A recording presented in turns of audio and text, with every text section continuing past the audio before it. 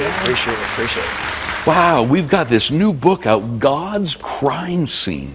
What do you mean by God's got a crime scene? Yeah, my publisher actually gave me some grief about that title. And Yeah. I can understand why, because it almost sounds like you're saying God's culpable of some crime. But Yeah, that's did not he do what a we're doing. crime? Yeah, exactly. So what we did here is I tried to take a look at the evidence for God's existence in a unique way, kind of from the perspective I treat death scenes. Because every death scene you walk into, not every death scene is a crime scene. And I discovered something years ago that I realized I was doing kind of intuitively, without really thinking about it. And then as I started to think about it, I said, okay, this is really the principle we use to determine if a death is criminal, because you can die 4 ways. Only one of those is criminal. You could die by natural causes, you could die accidentally, you could die by suicide, or someone can murder you. So when we get called to a death scene, it's not always a murder. Right. You know, if it's suspicious, usually it ends up being a murder. But a lot of times people will see something and not quite sure what to make of it, they'll call you out. And when you get there, you got to decide, is this a crime scene, or is it just a death scene? So is it one of the first 3, natural, accidental, or suicide, or has somebody killed this guy?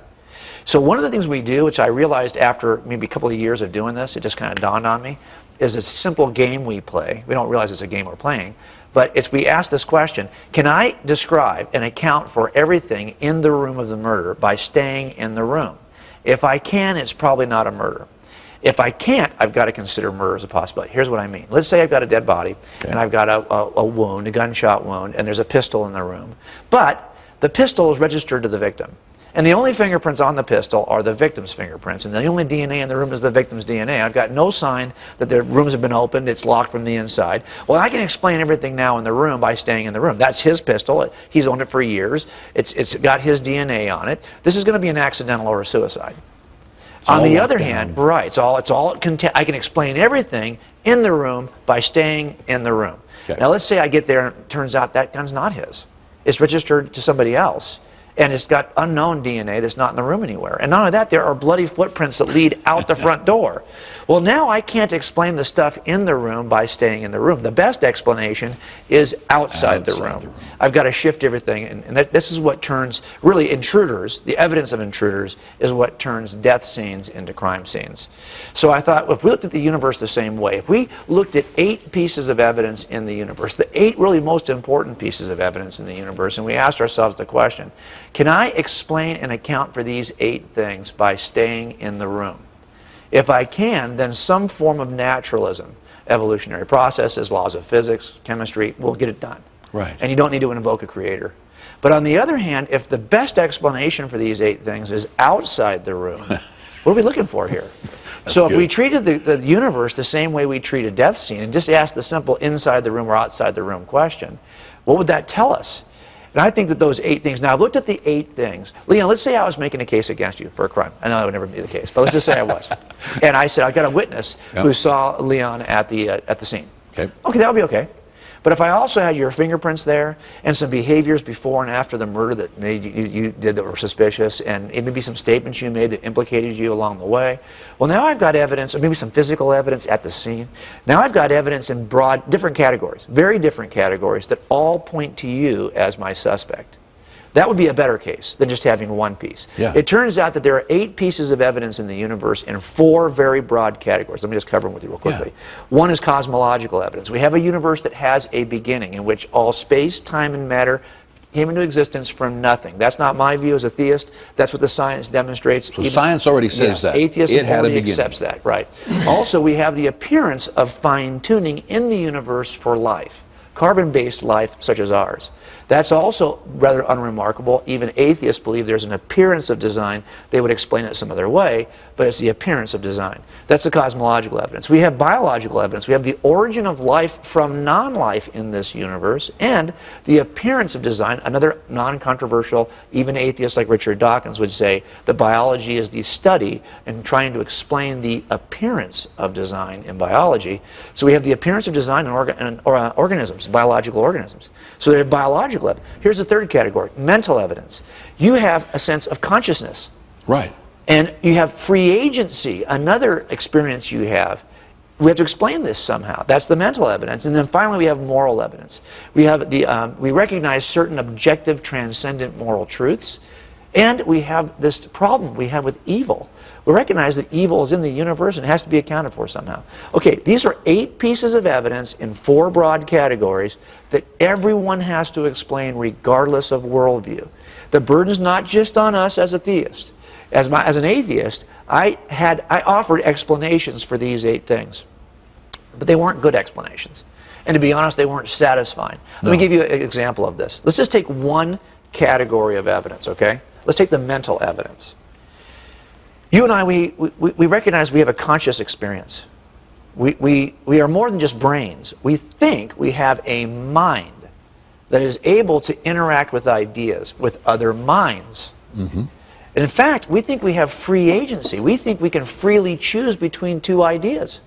Now think about whether or not that could exist in an atheistic universe. If atheism is true, the only things we have in the universe are material things, physical things. Space, time, matter. Well, space is not. Oh, no, space is a thing.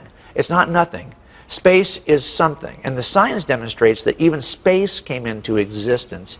This is called a standard cosmological model that physicists embrace. What is nothing? Well, nothing is what Aristotle said. It says what rocks dream about. But space is not nothing. Space is something. So if this is the way the universe really is, then you could have a brain. That's physical. Yep. That exists in a physical universe. But what about the non-physical thing we call mind? Yeah. How do we get anything non-physical from a series of physical events governed by physics? How do you get mind in that? This is why this is called by atheists, by anybody, the problem of mind, or mind-body dualism is a problem. Why do we call it a problem? Because you can't explain it from a purely physical explanation that atheism offers about the universe.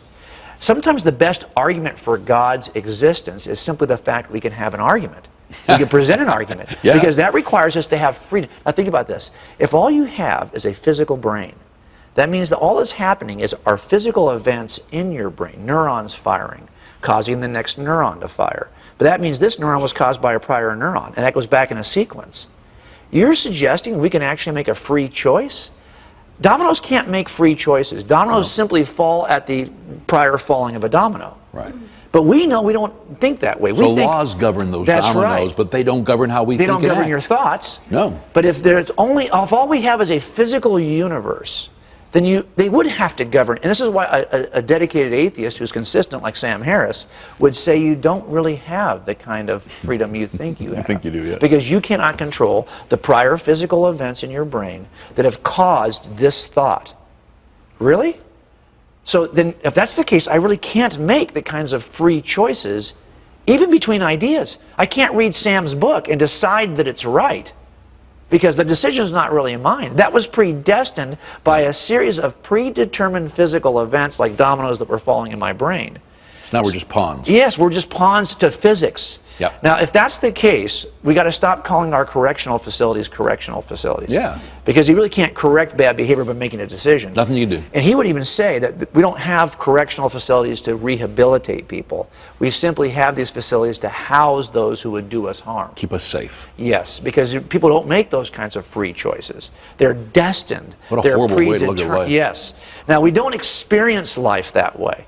So unless we're willing to redefine how we experience life, it turns out that you have to steal from theism to make a case for atheism, right? Yeah. Because you have to steal the kind of conscious free agency that we know we possess, because we believe there's a conscious free agent mind that has created us in his image.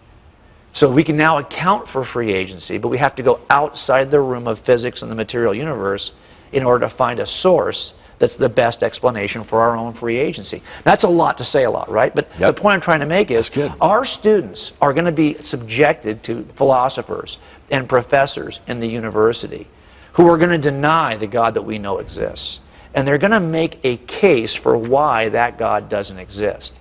But it turns out the fact that they're making a case that they want their students to review and decide betrays the fact that we really are living in a universe in which God exists. Our students need to know that before they hear the case being made by the professor. I agree. So, okay, let's take a break right here. When we come back, I want to keep unpacking this. The truth is that you are a great example of that, because everything to you was simply evidence. It was sticking to guidelines of solving crimes. You've done it for years and years and years. Now you turn this training, this skill, this gift that God's given you, and you just put it on God and Christianity and the Bible. And I mean, I think for people like us who are watching, go, okay, I got about 90% of what you said, or 70%, just the fact that brilliant men and women take on the Bible and walk it through, like Lee Strobel and others as well, and then go, I'm giving my life to Jesus, you know, is powerful.